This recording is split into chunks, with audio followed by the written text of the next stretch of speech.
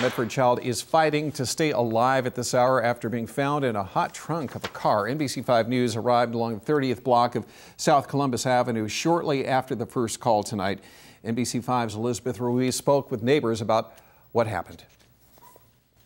That little boy is in critical condition and is being treated at a Portland hospital. At this point, we don't know how long he was in the trunk of a hot car. I saw a young child being cuddled out of the house into an ambulance. A situation no parent wants to experience. A child found in the trunk of a hot car. Neighbors can't imagine it was happening right down the street. It's just sad. An innocent being who doesn't really have much control over their own life at the moment.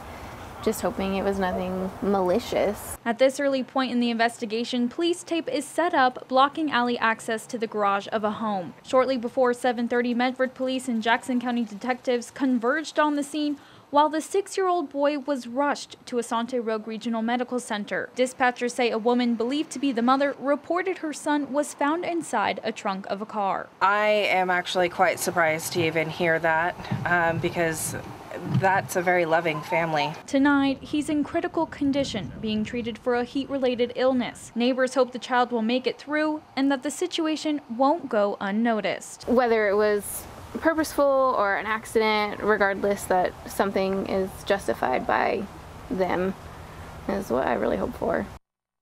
There's still a lot of questions as to what happened. It's unknown if any charges will be filed for this case. Detectives are on the scene investigating, and we'll keep you updated with any more information as it comes. In Medford, Elizabeth Ruiz, NBC5 News.